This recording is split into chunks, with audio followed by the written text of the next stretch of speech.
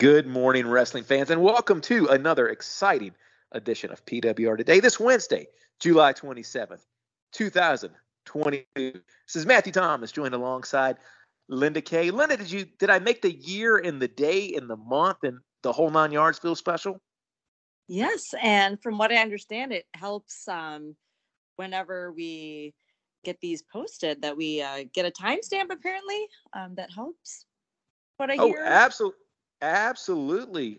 So yeah, that's a good thing we led with the date right off the top of the top of the card there. The date is main eventing, and as we found out last week, thanks to Mr. Meathead, we are more than halfway to Christmas. So you know what I really should have done? Yes. I'm not going to do the math right now, but I should have given us the official Christmas countdown. I think that's going to be our new tradition, Linda, on our Wednesday morning shows. I think we let the listeners know just how close we're getting for Christmas.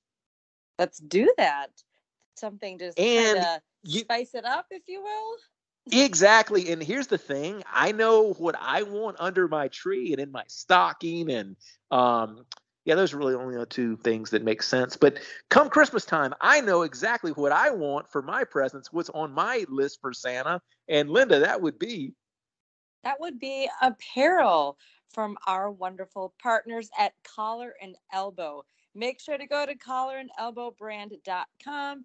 Check out the latest and greatest in wrestling street fashions. Now, while it may still be tank top season, it's never too early to start shopping for Christmas, which we'll get that countdown going starting next week.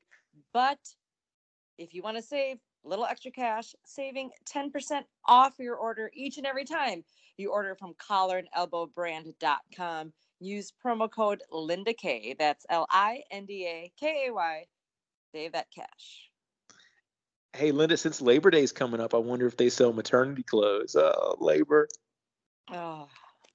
Thank you for explaining that, because I didn't get it at first. You know what? That's something they can be working on. Well, I'll tell you who did a little bit of labor on Monday night was apparently, well, not Monday night, but prior to Monday night, was apparently one Vince McMahon. Now, a lot of people, myself included, tuned into Raw on Monday, expecting this to be the beginning of a new era. Where better to kick it off? Madison Square Garden for the first Raw post Vince McMahon. Now, this was the post Vince era. However, Vince apparently pinned a good portion of Raw prior to alleviating himself from his duties. So much like a lot of people were expecting, this was not a new era, Triple H era, whatever you want to call it, edition of Raw on Monday. Apparently, sources are reporting, Linda, that this was apparently Vince's last Raw on Monday. Well, I brought it up yesterday as well. My prediction of Triple H opening up Monday Night Raw in Madison Square Garden did not happen. However, there were some great moments from it. So you're telling me that Vince added in and maybe predicted the "Who's Your Daddy" chant? Not that, but I'll tell you, do you know what I did see on Monday that I think was definitely Vince's handprints? Was the way it opened. We got our opening segment, and then one guy, Theory, stuck around from the opening segment, and that segment kind of bled into the other one. So we had 45 minutes or an hour of kind of that continuation. Well, since you're out here, I guess we'll have a tag team match. It seems like we've seen that quite a bit over the last few years. So we can probably blame that on Vince. Yes, Meathead did bring that up yesterday, but I am anticipating a little noticeable change starting next week, Monday. I think that my prediction of Triple H coming out might actually happen.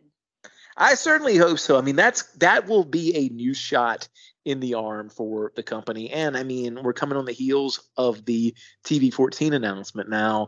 That was initially slated for like last week, and I guess it's been rolled back a few weeks, so we don't have a particular date. But I mean, I think there's a chance that you can re-engage some of your current fans, but also I can't help but think, Linda, I mean, there's probably some lapsed fans out there that are just going to tune in again to see, okay, this is pretty monumental. I mean, the first time in 40 years that Vince hasn't been associated with the company. What is this product going to look like?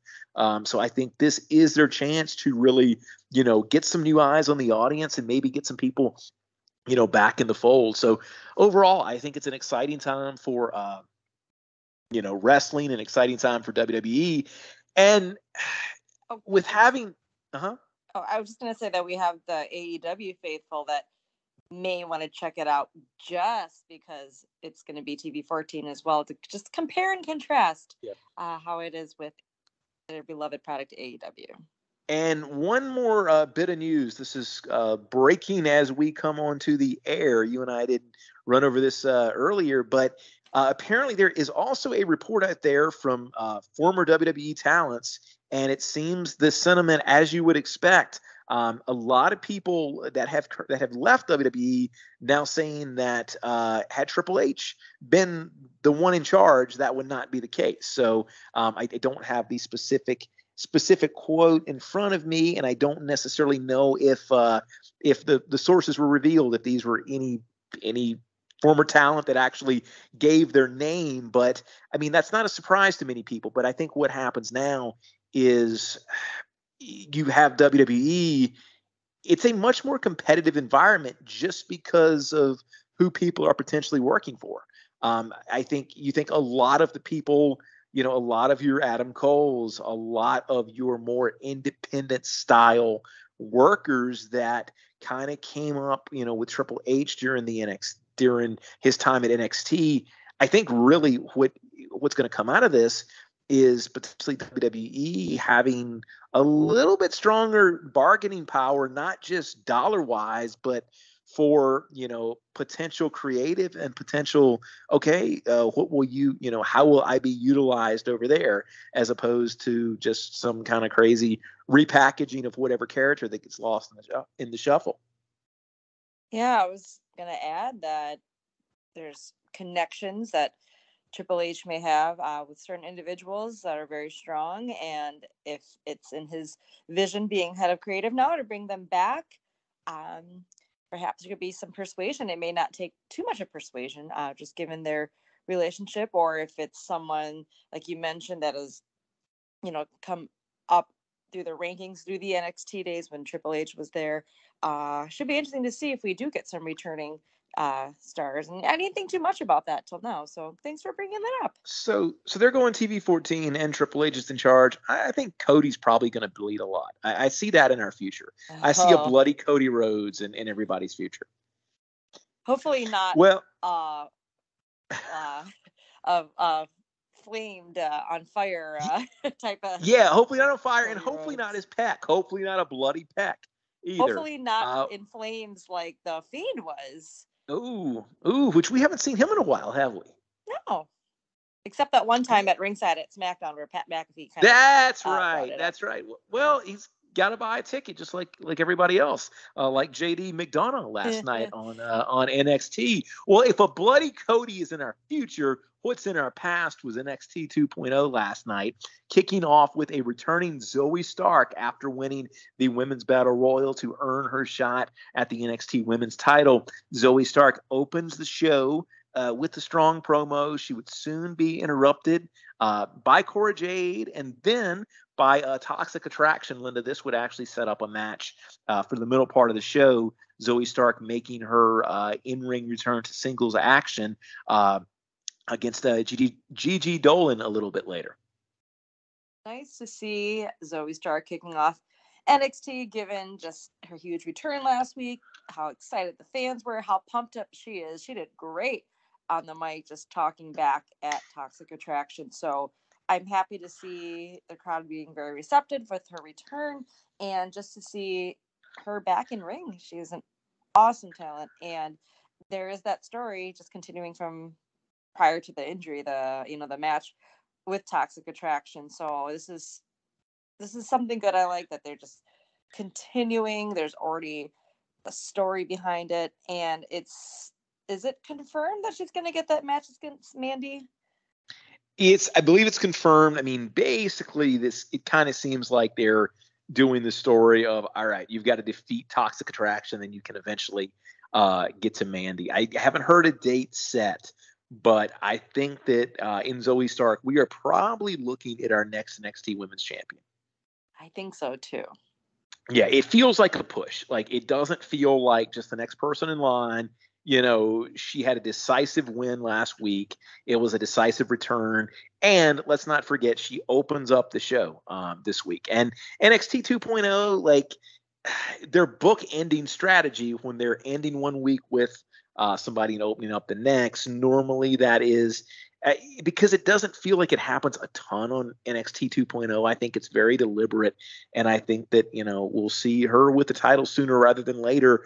And with us going into a new era of WWE all around, and potentially the TV 14 returning, as it sounds like it is, I think Toxic Attraction gets called up sooner rather than later. I think that, you know, I think it's time to give that spotlight to somebody else in the women's division. And I think that Mandy has definitely kind of rejuvenated her character in NXT 2.0. And I'm very curious to see how that translates to the main roster, because I'll be honest with you, as successful as Finn's NXT run was a few years ago when he went back down, I don't think that has carried over to the main roster. And he's getting a little bit more, you know, attention now with Judgment Day, but I think a lot of the ball was dropped with Finn when he returned to, you know, the main roster. And I hope, you know, with a little bit of a new administration, we don't see the same thing, you know, with Mandy when she ultimately, you know, does go back up.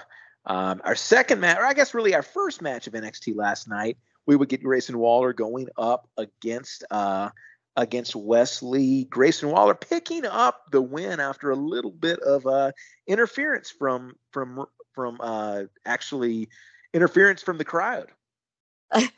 Yeah, I guess boxing gloves are not items that are on that banned list. You know, like when you go to arenas, concerts, there's always that list of wacky items. Like, who would think to bring tiki torches into an event? But I guess you can bring boxing gloves, because none other than Trick Willie didn't get ringside, disguising himself. So not only, you know, a couple weeks ago we got a little camera interference, kind of. Well, it wasn't the camera, but just audience interference, I should say. And yeah, we have Trick Williams. But hey, this is a feud that I'm liking, like what I'm seeing. And you know, we didn't get Carmelo Hayes, now that I think about it, last night, but we did get something going a little further along with Trick Williams and Wesley. And Wesley ended up losing that match, so he's definitely going to come back. Some fire coming next week. Not Alba Fire, but you know. Yeah, well, she might be. We saw her in a video package last night, I think, but we didn't see her in person. So she is due to make her return to NXT 2.0 at some point soon. We would also have Zion Quinn going up against Apollo Crews. Apollo Crews getting the strong win here, and I feel like they're just kind of trying to keep Apollo Crews warm, Linda, until we can get him a title shot. I think him versus Breaker is something that we will probably see, you know, maybe not in the immediate month or so, but I think we'll get that kind of as we head into the fall, or whoever the current NXT champion is at that point. I think that, you know, Apollo Crews, kind of like we talked about Finn with his title run there a few years ago, I think Apollo Crews might get him an NXT run here coming up. Yeah, I hope so. I mean, it's a big point of, you know, having him down there and telling his story and showing. Just, I love it that he's back as Apollo Crews. Yeah. That we know, that NXT knows, and I do feel that the NXT title will be in his future. I think we just, like, physically him and Breaker match up quite nicely, but I just feel that if we're bringing back Apollo as this baby face, a strong baby face, that we gotta put him against a dastardly heel. And I think that would be whoever takes it from Braun Breaker. Yeah, no, that's a very good point. And here's what I wanted to see before he came down and reemerged as the the former Apollo Crews in NXT, I think there was definitely a missed opportunity. I just want one backstage segment of him with his accent in a room with Kofi Kingston, and just some type of deal where Kofi coaches him through, losing his accent. Oh my goodness. And here's the thing, that may have been a reach in WWE storytelling, but we got something last night that we'll get to a little bit later that we actually referenced last week on this program. WWE did a very, very nice callback last night that we'll get to after this next segment. We would get our Zoe Stark Gigi Dolan match in the middle part of the show. We would see Zoe Stark, as expected, going over. After the match, we'd have Cora Jade attacking Zoe Stark, and then we would have Roxanne Perez in to save the day. I want to fast forward a little bit to a backstage segment that we had over Roxanne despairing about having the other women's tag title thrown in the trash. And as we mentioned last week on the show, who should emerge backstage other than Alundra Blaze, who had found the title in the trash? Come on. How great was this? And were you disappointed that she did not also take the bag of wisps? I was thinking about the bag of wisps and that empty nacho cheese tray. Hey, none of that got on that title. It was looking nice and shiny, but tremendous to see the Hall of Famer Alundra Blaze, who, especially since it was last fall, having her here in the Milwaukee area for Crusher Fest and for the AWA Q&A session that she was a part of. It was just like, wow, that was just cool to see her, just because I got to speak with her, meet her, announce her at those events. So really cool to see her back on WWE television NXT, but of importance given what had happened last week with the tag titles. So great to see her on. Happy to see that. How she is becoming a part of what happened to the title. But I just wondered though, like, I know Cora Jade tossed her tag team title to the trash, but does that necessarily mean that Roxanne Perez is no longer a tag team champion? Oh, you bring up a really good point. That's not the way that it's supposed to work, right? Yeah, that's a little bit odd. Like, that doesn't seem very fair, does it? Yeah, and the reason why I question it more is she didn't mind. She said how Cora Jade is trash and all this stuff. But so at the very least, Linda, wouldn't you have Roxanne Perez wrestle like handicap matches? Like, at the very least, wouldn't she have to defend it? Didn't we have that storyline with Braun Strowman for a while? Something. I mean, this has happened before. Maybe not another tag title in the trash, but I mean, think of when a tag team member is injured and you have to still. I mean, unless you pull the titles or if you make them vacant, I guess that's what happened. But my point is, Roxanne Perez already utilized her breakout tournament contract opportunity to get the title. So it's kind of like, well, she didn't win the title, but I would still want my tag team championship. And perhaps Alundra Blaze, could have come in and said, we're going to have this tournament. You're going to have a new tag partner or something to that sort. Linda, what you're describing to me, I think you just made a case for something that was a great mainstay in NXT Black and Gold. The glory days of NXT, who did they always have? They always had an authority figure. Maybe it's time for an authority figure to return to NXT. And I'm not necessarily saying it's Triple H on screen, but I think that, as we've gone to NXT 2.0, you're right. We're getting stuff that's not necessarily explained and people kind of borderline, making their own matches. And maybe it's time we revisit, that authority figure. Yeah, that's a really great point. I'll tell you what, Linda, another mystery was solved last night. That was the mystery of where in the world did the NXT Community Dodge Challenger go? We found out. We saw it pull out. Apparently now the name on the lease belongs to none other than J.D. McDonough.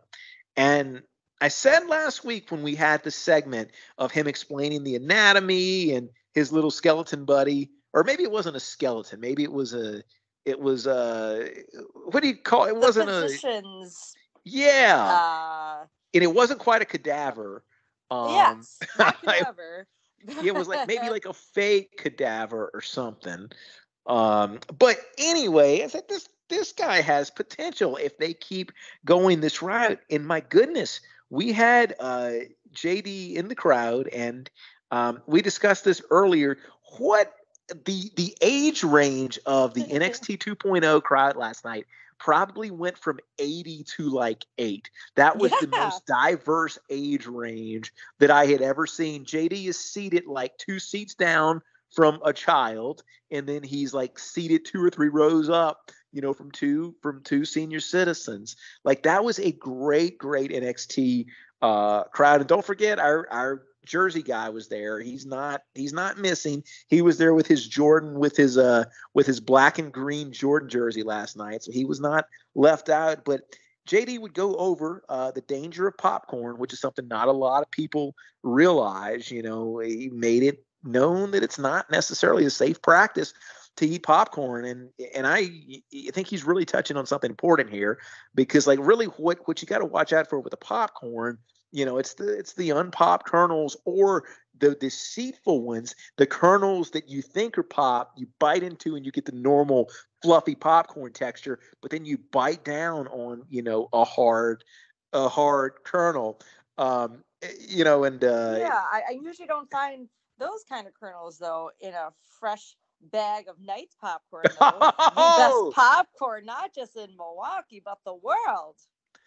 I've heard some great things about Knight's popcorn. I have to, and I'll be honest with you, I've slept on the gourmet popcorn for a while. Normally I got to say, and Meathead was the one who set me right. I'm like, dude, isn't popcorn just kind of popcorn? He's like, no, sir, you are wrong. You have not lived until you've tried gourmet popcorn. And that's gourmet popcorn from Knight's Popcorn. I was looking at some of the recipes, Linda, and I got to say, I was pretty impressed. I had no idea that there were so many things you could do with popcorn, that it was such a culinary endeavor.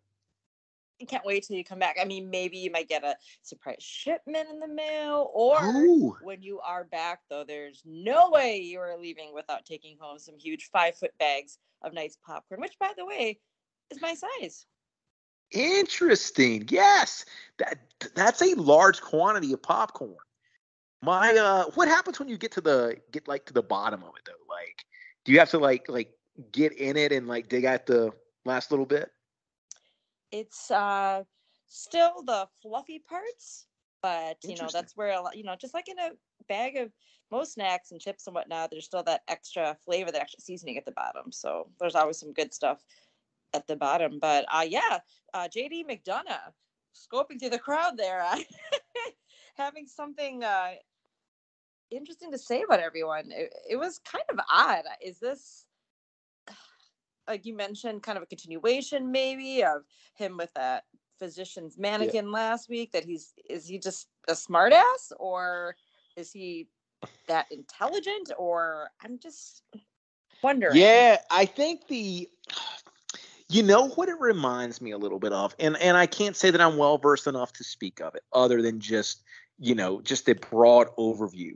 But if you go back and you listen to old Nick Bockwinkel promos, where he is elegantly talking about, he's using all these fancy, classy words. I mean, it's not verbatim. I'm not saying that's what he's going for here, but that's the closest thing that this reminds me of, where, he wants to show you how well informed that he is. And, I'm liking it so far. And, he'd eventually call it Braun Breaker, and there'd be some physicality. JD with a little bit of a bloody mouth at the end of this, but he was all smiles afterwards. I like what I'm seeing. I don't necessarily, Linda, know that he's going to take it off a Breaker, but I like he's got me intrigued week to week. Yeah, this is a nice reboot from his prior character just being gone for a while, and instead of, he could have just came back just as he was, as Jordan Devlin, but now he's got this character. It's cockiness and arrogance, but in a different way, like from like a Grayson Waller. There's some intrigue. Yeah. And let's not forget, I mean, he was wrestling top tier matches. His NXT UK matches were top tier. So this is a great in-ring technician. We also have one of my other favorite NXT 2.0 characters last night, Andre Chase, going up against Giovanni Vinci. I was hoping this was going to be a great breakout win for Andre Chase and Chase U, but Linda, apparently there's still a little jet lag from their time in England. Giovanni Vinci picking up the win here. Yeah, so much support from Chase U there, and the audience loving this match. We got it. This is awesome chant. Wasn't expecting that. Chase with oh my God, Giovanni Vinci and Andre Chase, excuse me. But just because I know there's a little bit of slight history from last week, but nothing really building to this. So the crowd was happy. They got a good match. I will say I was entertained by this. And despite all that love and the cheering from Chase U, we still got a victory from Giovanni Vinci. But I can see Giovanni moving further up the rankings, if you will, in NXT. So I think having him have this win was a good move. Absolutely. We'd also see Indy Hartwell in action going up against Ariana Grace, getting the win there. And our main event for the evening, Diamond Mine going up against Tony D'Angelo and family. As you expected, we would see some miscues there at the end from Diamond Mine. Roderick Strong, somebody ducking and Roderick Strong costing somebody a match, supposedly here. But at the end of the day, Tony D'Angelo and family getting the win here. Set up further dissension with Diamond Mine. As we talked about on this show before, Linda, ready for him to go ahead and do it. Let me see what's going to happen here with Diamond Mine. Like, I'm not necessarily on the edge of my seat anymore. I'm just ready for it to happen and ready for everybody to go in their respective directions. Yeah. Just when you thought right for the match, they're like all five of us Diamond Man back together, stronger as ever. That miscue at the end, of course, with Roddy. All right, let's make this happen. There is a special coming up. I think it's in 2 weeks or so. It was something Heat Summit, NXT Heat Summit, or something like that coming up that I believe is the next NXT special. So I hope this is where we get the conclusion or the payoff with the whole Diamond Mine situation. Absolutely. And I got to say that it does bring me a little bit of happiness to see the D'Angelo family jiving and everybody there getting on the same page.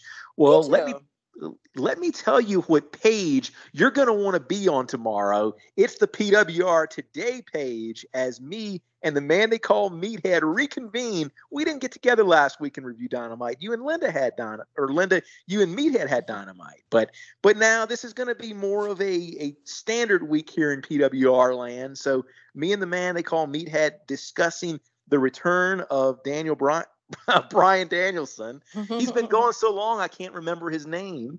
And well, you know what's throwing me off, Linda? I watched the Bellas documentary on A&E, and Bryan Danielson. Like, it's easy to get all of that kind of my signals crossed there. But join us tomorrow as we recap Dynamite and all the news that is fit to, well, not print, but it's fit to talk about here on PWR Today. For Linda Kay, this is Matthew Thomas. We'll see you tomorrow.